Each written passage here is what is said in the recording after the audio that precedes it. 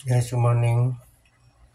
Meron tayong mga isda dito na tilapia guys. Tuturuan ko kayo kung paano magkaliskis ng tilapia o isda na walang talsik guys. Ganito lang gawin nyo guys. Dito sa loob ng tubig nyo kakaliskisan guys yung isda.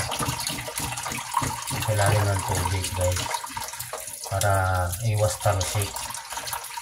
Itong tilapia na ito guys, binibinta ng bata. Actually hindi na batang bata,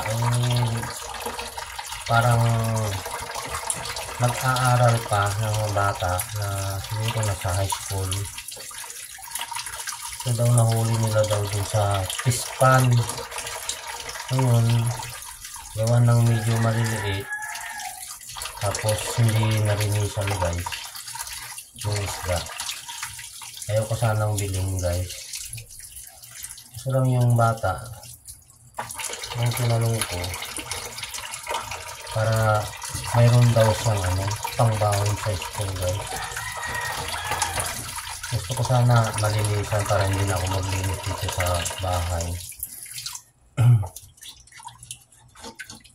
Naawa man ako kasi nakita ko yung bata na nagpupursigi na gumagawa ng paraan para magkaroon siya ng baon sa school.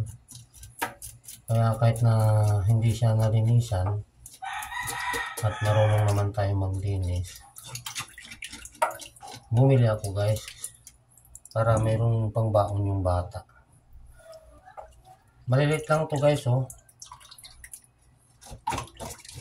Nahuli daw kasi nag-harvest daw sila ng isda. Marami daw tilapia. Kaya yun, siguro inutusan ng magulang niya na ibinta para meron siyang baon. Marami-rami din yung paninda niya kasi 2 timba na pasan-pasan niya, medyo puno yung timba eh.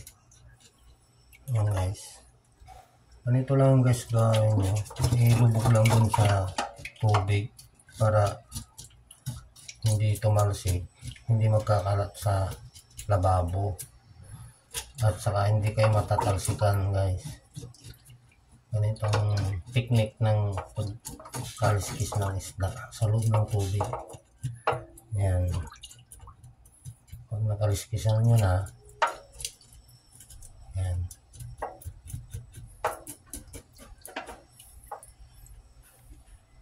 Marami-rami din itong kasi yung paninda niya guys, natakal-takal na. Siguro nasa 1 kilo ito o mahigit.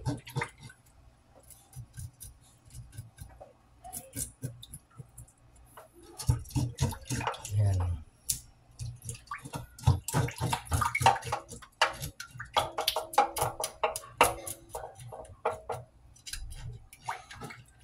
Yan. Kaliskisan muna guys bago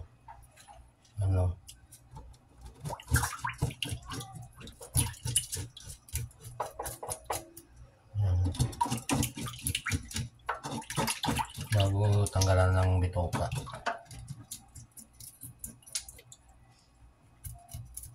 Yan guys.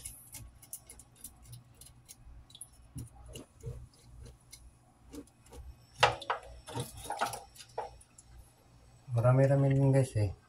Yan to 1, 2, 3, 4, 5, 6, 7, 8, 9, 10, 11, 12, 13 pieces guys na tilapia. Ayun guys oh. 1, 2, 3, 4, 5, 6, 7, 8, 9, 10, 11, 12, 13 pieces piraso guys. So ngayon guys, alam niyo na kung paano magkaliskis ng isda. Lubog nyo lang sa tubig para hindi matalsikan. Sana may makagaya guys. Salamat.